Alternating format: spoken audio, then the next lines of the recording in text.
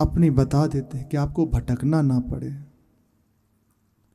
बार बार एक ही बात यदि आए तो जान लेना चाहिए वो बहुत महत्वपूर्ण है, बहुत अच्छी बात है। यदि वो बार बार हमें सुनने को मिले, हम इसी जगह फंसे हुए हैं, यदि वह पकड़ ली जाए। सब महापुरुषों की बातें हैं। विश्वास, प्रायः इसकी चर्चा प्रातःकाल भी संध्या में श्री जी कराती हैं। ये विश्वास खास है, हम इसी जगह बस बिखरे हुए हैं। हमारा विश्वास जो बट गया है, अन्यत्र है, इसको समेट लें बिल्कुल। हम उपासना मार्ग में प्रभु के लिए ही तो चल रहे हैं। इस मार्ग में आए, संसार का प्रपंच छोड़ा, अब आगे बढ़े तो केवल इसलिए तो कि अब हमें उस तत्व की, उस प्रभु की अनुभूति हो, उनके लिए हम उन्मत्त हों। फिर अब इसमें ढिलाई ना हो। जब बढ़ दिए तो अब वापस न लौटें। एक खास बात पकड़ लीजिए बस, विश्वास। कैसी भी परिस्थिति हो, विश्वास ना छूटने पावे। और ये सत्संग से जैसे सुन रहे ना आती है, सही बात है, विश्वास ही खास अंदर आने लगते हैं। विश्वास न छूटे हमारा। श्री भाई जी महाराज, श्री जयदयाल जी महाराज, श्री राम सुखदास जी महाराज, सब ये बड़े बड़े महापुरुष हैं। इन सब की क्या वर्णन करें, प्रभु अधीन है इनके। सार बात कह रहे हैं कि मैं अपने हृदय की बात कहता हूँ, अर्थात पूज्य महाराज जी भी कहते हैं हृदय की बात कह रहे हैं। मतलब पकड़ लो उस बात को, वह बात बहुत खास है। अगर वो निकल गई, आपने उसको अवहेलना कर दी, उस पर ठीक नहीं है। अगर उसको अवहेलना कर दी तो वह चूक जाएगी, बात निकल जाएगी। इसलिए बहुत उसको ध्यान से। श्री भाई जी कह रहे हैं, अभी आज ही कोई विश्वास कर ले कि मेरे पर भगवान की बहुत कृपा है। अब लगेगा कि ये तो बहुत बार सुनी है बात, इसमें नई बात क्या है। आ सकता है ना हृदय में कि बहुत बार रोज ही तो सुनते हैं वाली बात, इसमें नया क्या है। बस यही है, अभी इधर पूर्ण चित्तवृत्ति नहीं है ना, इस बात में हमें विश्वास नहीं है। यहाँ तक कि इस बात का भी हृदय में अभाव नहीं है। इसलिए ये बात लग रही है कि सुनी तो है, लेकिन सार बात कहते हैं। बड़े बड़े महापुरुषों के जीवन की, उपासक भी जब तक भटकता है, करने का प्रयास करता है, उसके बाद जीवन में इतना ही आता है, प्रभु बस आपका हूँ। दृढ़ भरोसा उनके चरणों का कर लिया, बस बैठ गया। बड़े बड़े महापुरुषों के जीवन की बात है। इसी विश्वास की नींव पर सब प्रकाशित होता है। भाई जी कह रहे हैं कि आज अभी ही कोई विश्वास कर ले कि मेरे पर भगवान की बहुत बड़ी कृपा है। आप ऐसा अनुभव करने लग जाए प्रत्येक परिस्थिति में, मेरे ऊपर बड़ी कृपा है। कैसी ही परिस्थिति हो, आप देखो, आपका हृदय बिना प्रयास के शीतल होने लगेगा। आपके हृदय से विपरीतता हटने लगेगी।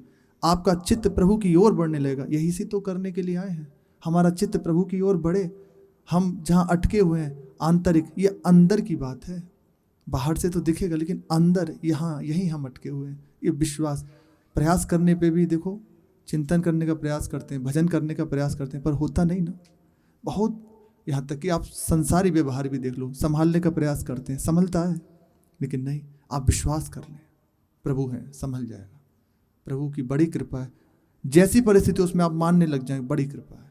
आप देखो, ये भाई जी महाराज के जीवन की सार बातें हैं। पूरा जीवन जो चले उसके बाद ये है। आप पदरत्नाकर भाई जी का पढ़े, उसमें बस इतना ही निकला है, सौंप दिए मन प्राण तुम्ही को, सौंप दिए, सब कुछ सौंप दिया आपको।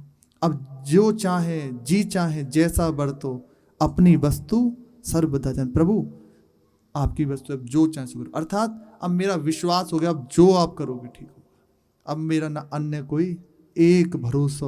गोस्वामी जी कह रहे हैं, एक बल एक आस विश्वास, एक राम घनश्याम हित, चातक तुलसी। एक ही भरोसा है। श्री हरिराम व्यास जी कह रहे हैं, काहू के बल भजन को, काहू के आचार, व्यास भरोसे, कुंवरी के सोबत पांव पसार। श्री सूरदास जी महाराज कह रहे हैं, भरोसो दृढ़ चरणन के रो। ये अंतिम अवस्था की बात है, जीवन की सार की बात है। वह भगवत कृपा से हमें सहज रूप से प्रारंभ में ही सुनने को मिल रही है।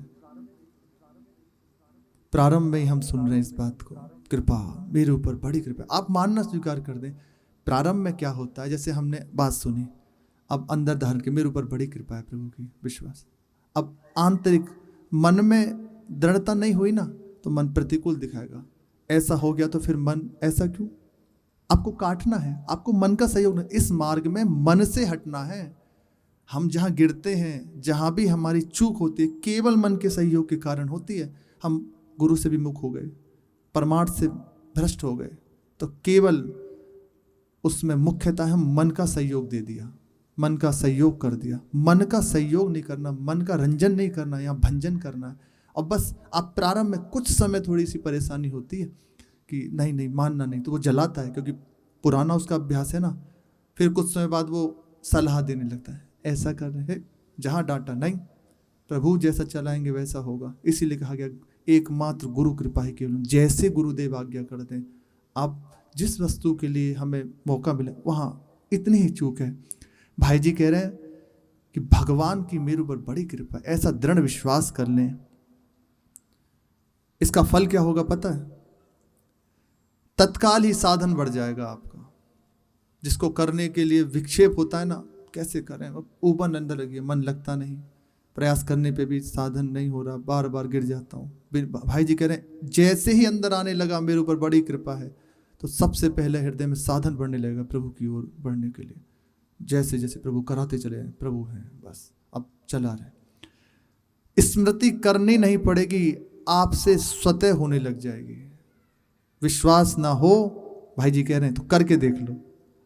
कैसे भी घुमा के बात करें तो विश्वास नहीं है ना, इसी कारण ये बात है। आप करके देख लो मेरी बात का, इस बात पे भरोसा कर लो। तुम बस हर समय इतना देखते रहो, मेरे ऊपर बड़ी कृपा है, मेरे ऊपर बड़ी कृपा है। इस तरह से जब चला जाता है ना, तो कभी गिर नहीं सकता ऊपर से, निश्चित। जहाँ अहंकार है, मैं कुछ कर सकता हूँ, मैं कुछ कर रहा हूँ, मैंने कुछ किया, अब वो गिरेगा। एक बार उसको पटक लगेगी, ताकि उसका ये चूर चूर हो कि मैं कुछ हूँ, अंदर जहाँ मैं कुछ नहीं। अब जैसे आप चलाओ, बस बढ़ गया साधन निरंतर। अब देखो बहुत सूक्ष्मता से, जहाँ बात आई प्रभु बड़ी कृपा है, तो सबसे पहले अंदर क्या हो रहा है? प्रभु मानस में स्मृति करनी पड़ी। भाई जी कह रहे हैं ना, स्मृति होने लगी, करनी नहीं पड़ेगी स्मृति। अभी अभी देखें आप हृदय में, एक बार विचार करके, मेरे ऊपर बड़ी कृपा है।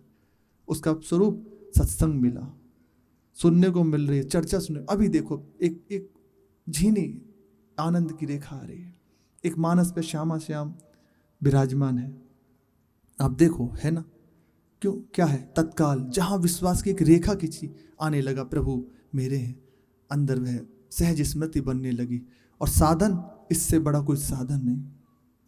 बस अब उनके प्रतिकूल आचरण नहीं कर सकते, यही है साधन। इसीलिए होता है कि जो विपरीत है उसे हटा दिया जाए, प्रभु के अनुकूल आचरण। बस अब प्रभु नाम जप कर रहे हैं, अब ये स्मृति बढ़ने लगे तो उसी के अनुसार सेवा कर रहे हैं, सत्संग कर रहे हैं, भजन साधन जो भी है बस इसीलिए हो रहा है। इसलिए खास बात प्रभु का आश्रय, आश्रय और भरोसा।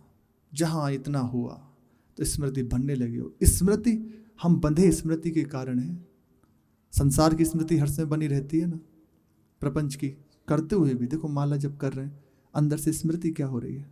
तो नाम जप कृपा करेगा, नाम जप की कृपा से सुनने को मिल रहा है, नाम जप की कृपा से बल प्राप्त होगा, अंदर स्मृति। और जहाँ पूर्णता हुई, अखंड स्मृति। अर्जुन जी महाराज कह रहे हैं, नष्टो मोह स्मृति लब्ध्वा। मुझे क्या प्राप्त हुआ? आपकी कृपा से स्मृति प्राप्त हो गई। हम भूल गए थे हम कौन हैं, हम प्रभु के हैं, ये बात भूल गए थे। हम शरीर के हैं, हम संसार के, हम घर के हैं, परिवार के, स्त्री बच्चे सब, इसको मान लिया अपना। लेकिन अब मैं केवल प्रभु का हूँ, ये बात जागृत, केवल प्रभु मेरे हैं। मैं क्यों आया हूँ? प्रभु की प्रसन्नता के लिए, प्रभु की सेवा के लिए आया हूँ। जहाँ रहते हुए भी बस इस बात से आप युक्त हो जाएं। आप देखो, कहीं भी आप फंस नहीं सकते, कभी आप गिर नहीं सकते, कभी आप क्लेशित नहीं हो सकते, कैसी भी परिस्थितियाँ अशांत नहीं हो सकते। क्यों? मेरे प्रभु आनंद स्वरूप है, संसार दुख स्वरूप है। प्रभु का आश्रय लिया, प्रभु की ओर बढ़े तो बस आनंद ही आनंद है।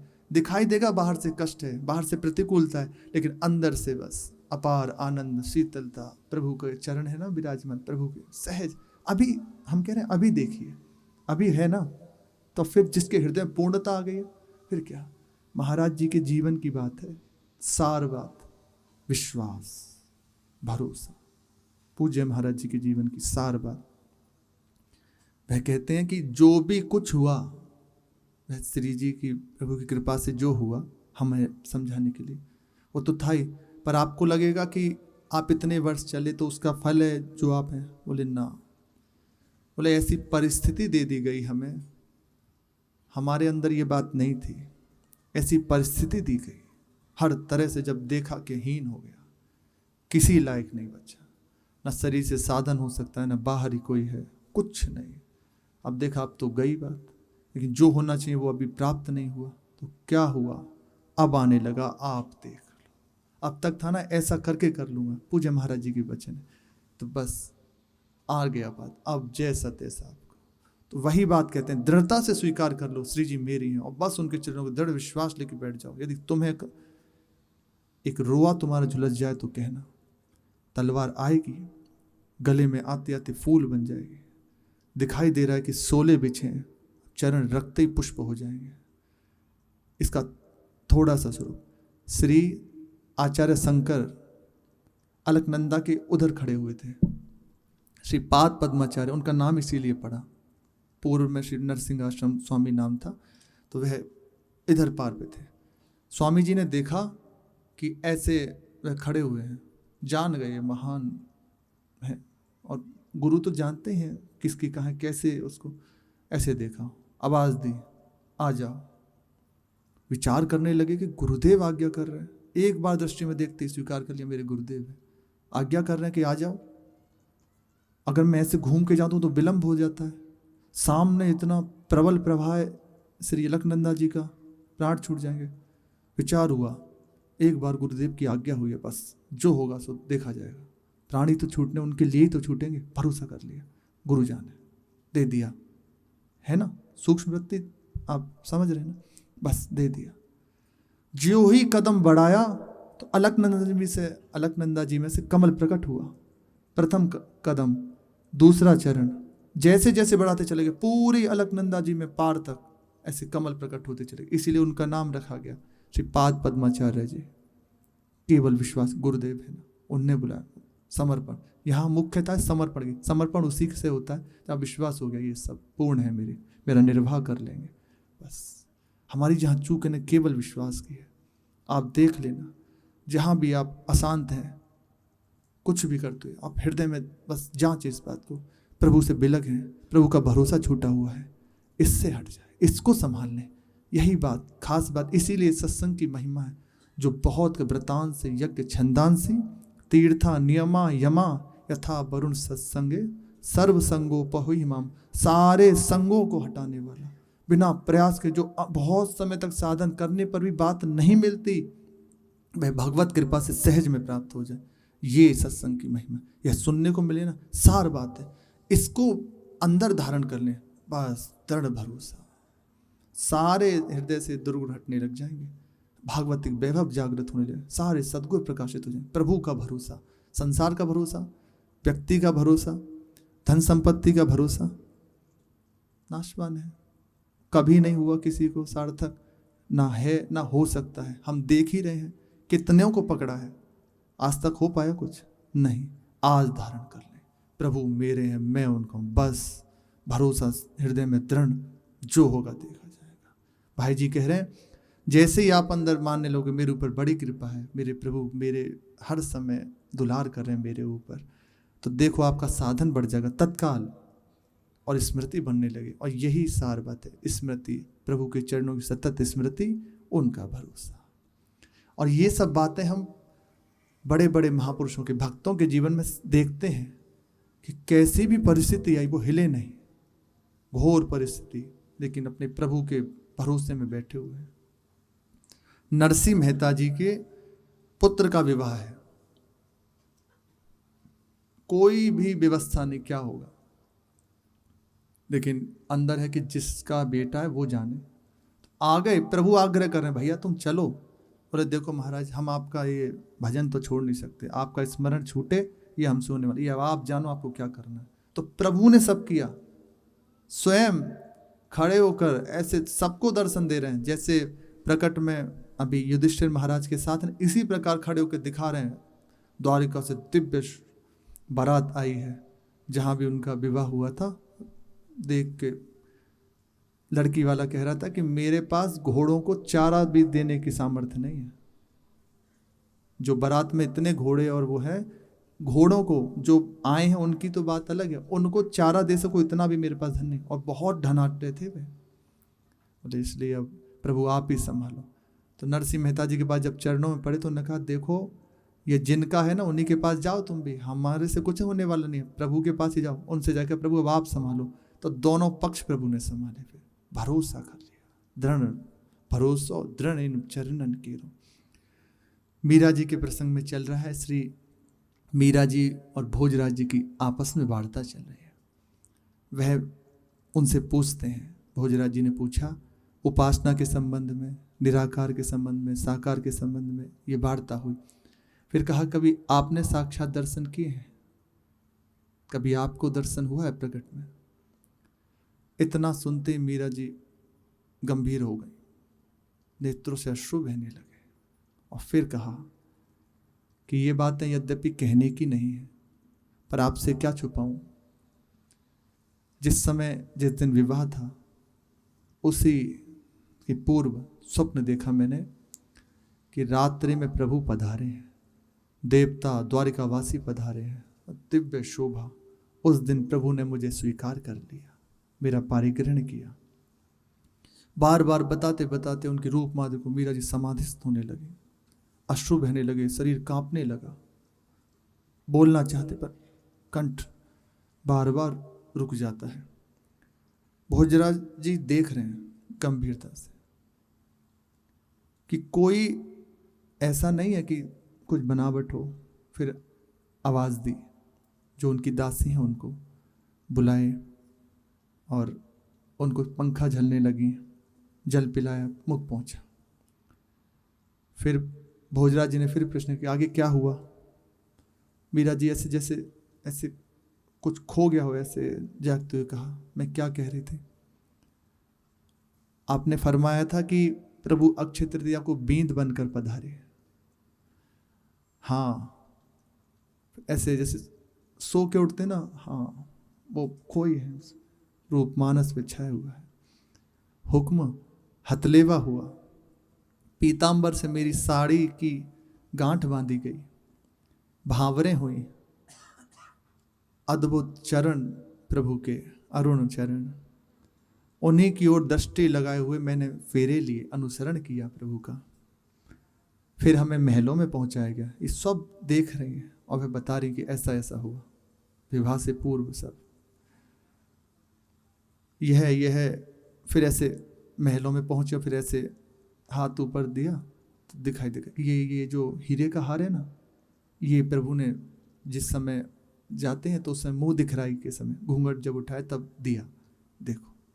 बोले ये तो मैंने दिया था। भोजराज जी कहते हैं ये वह नहीं है, पहले वो तो ठाकुर जी धारण किए हुए हैं, ये हमारा नहीं है, वह जो आपने दिया था वह धारण किए हुए हैं, इसमें देखो प्रभु की छवि भी है। तो उन्होंने कहा क्या मैं देख सकता हूँ?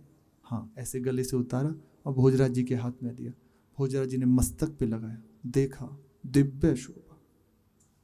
अब वो सब चिदानंद में है, प्रभु के द्वारा प्रदत्त है। देखो इसमें प्रभु का चित्र भी है, देख रहे हैं ध्यान से। माथे पे लगाया और वापस लौटा दिया। फिर क्या आगे क्या हुआ? बोले मैं प्रभु के चरणों में उनको प्रणाम करने के लिए झुकी और फिर मुझे कृपा करके प्रभु ने हृदय से लगा लिया। और इतना कहते मीरा जैसे फिर समाधिस्थ हो गई, होठ फड़फड़ाने लगे, पुतलियां चढ़ गईं, शरीर कांपने लगा। उनको देखकर तो ऐसा भयभीत जैसा स्वरूप हो गया, क्योंकि एकदम ऐसी अवस्था है ना। तो थोड़ी देर तो शांत बैठे रहे और बस ऐसे टूटते हुए शब्दों में कह रही हैं गोपाल महाराज सर्वस्व। श्री मीरा जी ऐसे पूर्ण वाणी नहीं निकल रही, बस इतना इतना टूटे हुए शब्दों से आ रहे हैं, गोपाल महाराज सर्वस्व, मैं था रही भवा भवा निदासी। बस इतना कहते हुए फिर ऐसे बैठी, अभी फिर चेतना लुप्त हो गई, नेत्रों से अश्रु बहने लगे। भोजराज जी एकमात्र संकेत से देख रहे हैं। वैसे कहते हैं कि कभी भयभीत रण में भी ऐसे देखकर भयभीत नहीं हो गए। प्रेम की दशा, नेत्र चढ़े हुए, बिल्कुल अवस्थाहीन, मुख खुल गया। वो लगे ना एकदम, इस दशा को कहते हैं संसार जैसे समाज में कोई प्रभु की वार्ता सुन के रोने लग जाए, कोई बात आ जाए तो बस होने लगते, प्रेत आ गया इसके ऊपर, भूत आ गया। अब वो कैसे जाने कि प्रभु का आकर्षण है। वास्तविक आप हृदय से मानना, कभी इन आंसुओं को किसी बात पे, किसी कष्ट में, संसार के लिए मत बहाना। केवल प्रभु को प्राप्त करने की ये कीमत है, इससे बिक जाते हैं प्रभु। गोपीजनों के लिए आते ना, रुरुदुः सुस्वरम राजन कृष्ण दर्शन लालसा, जहां विकल होकर रोए, सब कुछ किया, उनका अभिनय किया, सबसे पूछा, बहुत प्रयास कर लिया, जितना भी था पुकार, लेकिन देख लिया ना, हम प्रार्थना ही काम कर रहे, कुछ नहीं हो सकता, मिले बिना जी में चैन, अब प्राण छूट ही जाएंगे। ऐसा रुदन हुआ कि प्रभु लगे कि अगर नहीं गया तो बस प्राण छोड़ देंगे। तत्काल प्रभु आगे तो आता है, तासा माविर भुच्छौरी स्मयमान मुखाम्बुजा पीताम्बर धरा। यहाँ संकेत इसलिए दे रहे हैं पीताम्बर धरा, यद्यपि प्रभु तो पीताम्बर धारण क्यों है, ऐसे हाथ जोड़े हुए हैं। आगे साक्षात मनमथ अनेकों मनमथों का भी सौंदर्य को भी हे कर देने वाले ऐसे प्रभु प्रकट हो गए वहीं। केवल ये आंसू, जहां जब देख लिया अब कुछ नहीं हो सकता। कबीरदास जी भी कहते हैं, कबीरा हंसना छोड़ दे, रोने से कर प्रीत, बिन रोए किन पाया, वह प्रेम प्यारा मीत। बस एकांत में बैठ के देखो, अच्छी वार्ता तो है ही, ये बात जीवन की है। हम जैसे सुने, इसको अंदर विचार करें, मेरा जीवन क्यों व्यर्थ जा रहा है, मैं क्यों संसार में भटक रहा हूं, क्या चाहिए, बैठना चाहिए। कब तक इस सब से क्या होगा, आप देखो ये जो भी कर रहा हूं इससे क्या होगा, कब तक मैं भागा दौड़ी करता रहूंगा। किया तो है आज तक, क्या मिला, केवल अशांति, क्लेश, चैन मिल पाया क्या, नहीं ना, तो फिर है ना, सत्य नहीं है ना, मैं गलत हूं, अर्थात फिर सत्य क्या है। जहाँ ऐसा विचार होने लगेगा ना, क्या करूं, फिर अंदर से पुकारे, प्रभु मुझे मार्ग दो, मैं किसी लायक नहीं, कैसे आपको रिझाऊं। मैंने सुना है कि आप करुणा में हैं, वात्सल्य समुद्र है, कोई भी आपके पास आ जाए उसको ठुकराते नहीं, कृपा करें, आपने अपनाया, आपने ही मेरे हृदय में ये बात दी है, अब मुझे मार्ग दें, मैं तो भटकता रहूंगा। एकदम हृदय खोल के, उपासना अपने हृदय को खोल के रखते, मैं क्या करूं प्रभु, देखो चाहता हूं, बार बार प्रयास करता हूं, पर कहीं ना कहीं आपके चरणों में मेरा महत्व नहीं है, महत्व संसार में है, आप संभाल लीजिए। आप जिसे संभाले तो ऐसा कौन है जो बिगड़ जाए। आज तक एक उदाहरण नहीं दे सकता कोई, एक उदाहरण, इतने भक्त हो गए, किसी एक का उदाहरण नहीं कि वह गिर गया, प्रभु का आश्रय लिया। ज्ञान की बात अलग है, उसमें अपना बल होता है, फिर भी प्रभु संभालते हैं, और भी जो कुछ करें तो कहीं ना कहीं अवसर हैं। देखिए ना, श्री नृग महाराज नृग गिरगिट हो गिरे, करोड़, ऐसा है वर्णन, 1 करोड़ गाय नित्य दान करते, उनकी महिमा। लेकिन क्या हुआ, थोड़ी सी अपराध वृत्ति और कुएं में जाकर गिरगिट बनना पड़ा। इसलिए इन सब से नहीं, प्रभु मैं आपका हूं। और जहां प्रभु का भरोसा हुआ, आज तक ऐसा नहीं सुनने में आया कि प्रभु के भरोसे हुए और गिर गया, घोर परिस्थिति हो गई, तब भी ऐसे सहज में प्रभु ने निकाल लिया। प्रभु का अंदर विचार करना चाहिए, कब तक मैं अशांत रहूंगा, कब तक भागता रहूंगा, यदि सुख होता स्त्री में, पुरुष में, परिवार में, धन में, वैभव में, या जहाँ भी हैं जो मिल ना गया होता, क्यों ये सब जो बड़े बड़े संत हैं, महापुरुष हैं, अब देखिए ना, मीरा जी की कुछ वैभव की कमी है क्या? चित्तौड़ की महारानी है, उस समय एकमात्र चित्तौड़ ही राज्य था, हिंदुआ सूर्य कहा जाता है, चारों ओर मुगल शासन, लेकिन भयभीत थे कि इनके ऊपर शासन नहीं कर सकते, मुगल जन भयभीत थे।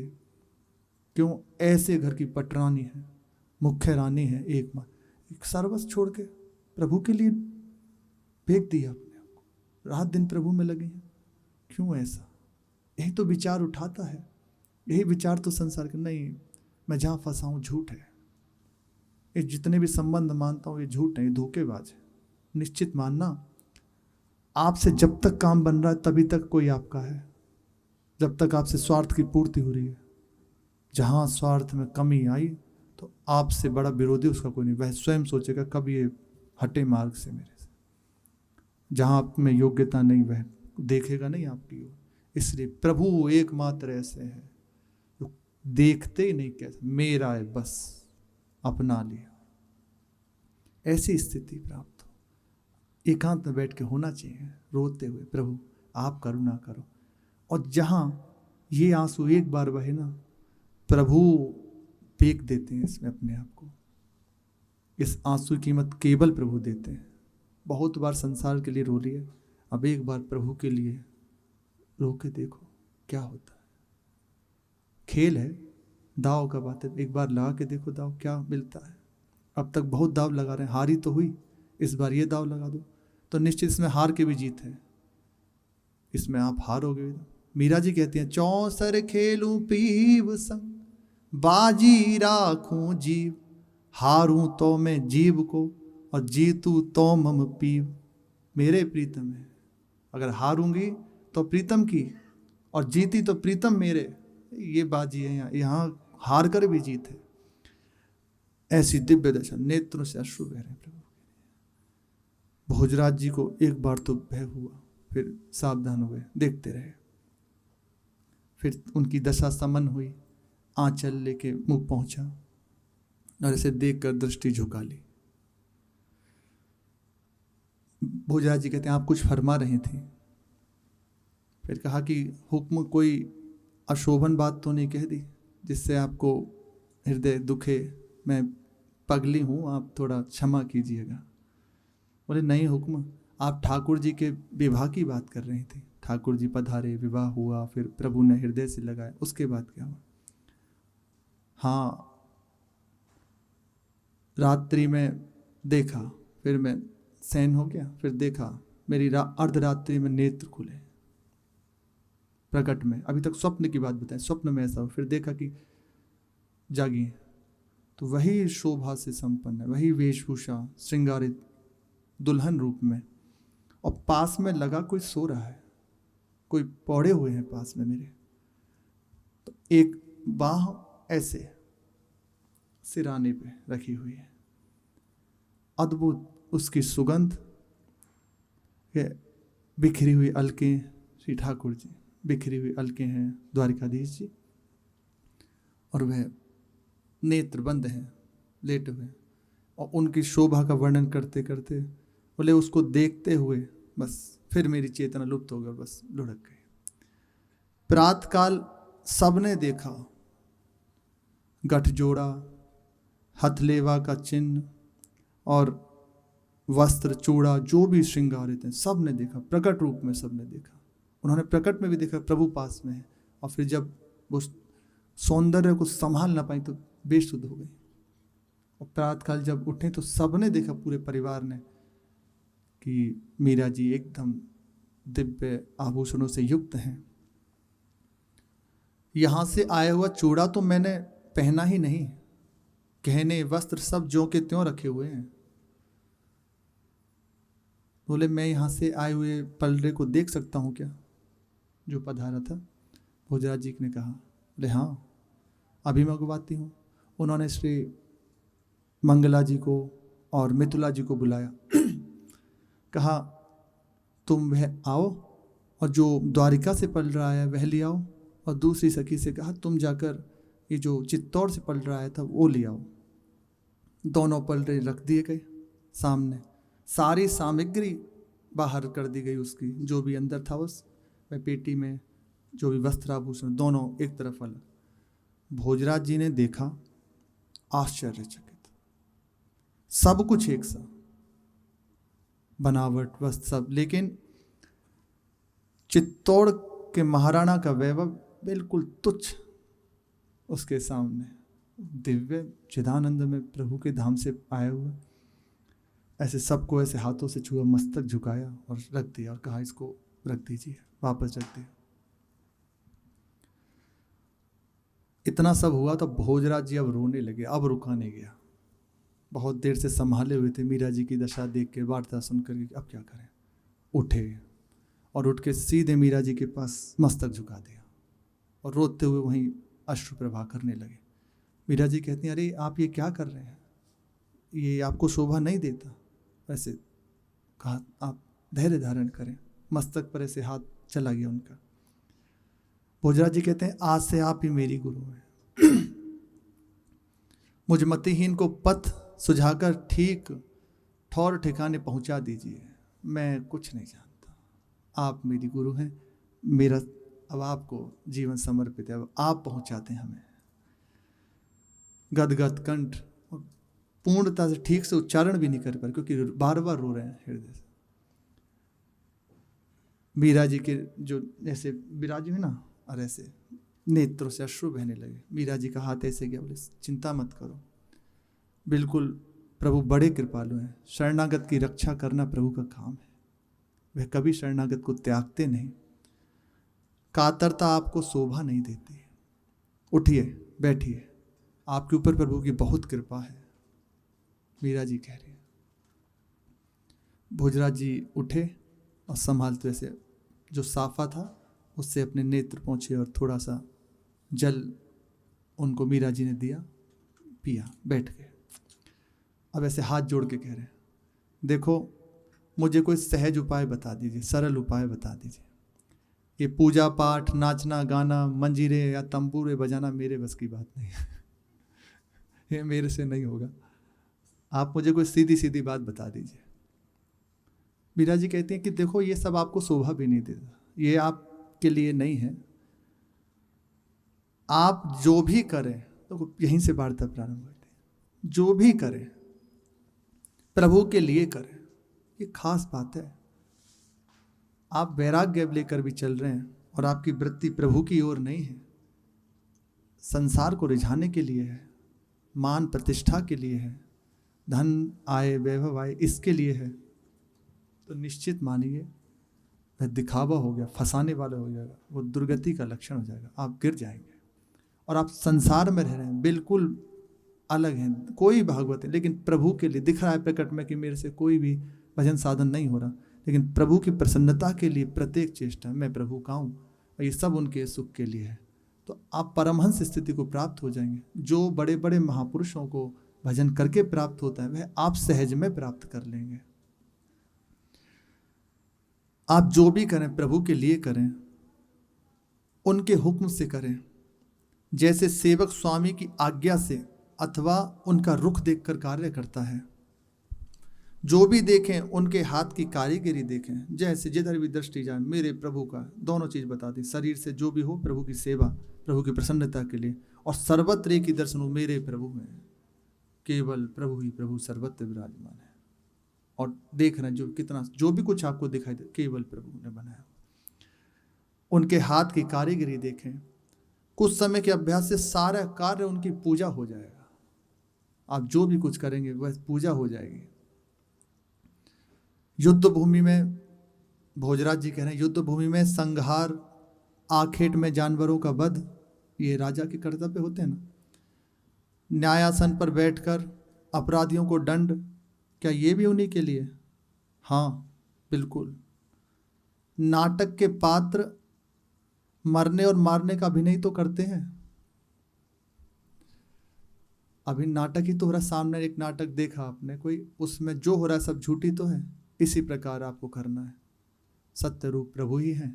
अब आपको सेवा मिली है, बस वैसे आप अपनी सेवा करते जाइए। भोजराज जी कहते हैं कि नाटक में तो मरने और मारने वाले दोनों ही जानते हैं कि ये झूठ हो रहा है, और जो तलवारें हैं वह लकड़ी की हैं, सत्य नहीं है, असली नहीं है। ना मैं मरूंगा और ना वह मुझे मारेगा, ऐसा जो नाटक करते हैं उसके हृदय में रहती है। फिर मैं तो आधे मन की तलवार लेकर सुबह से शाम तक जैसे कोई फसल काटता ना, ऐसे शीशों को उतारता रहता हूँ युद्ध भूमि में। फिर कैसे होगा? उनसे उबल उबल कर खून भूमि को सिंचित करता रहता है। ये सब कैसे?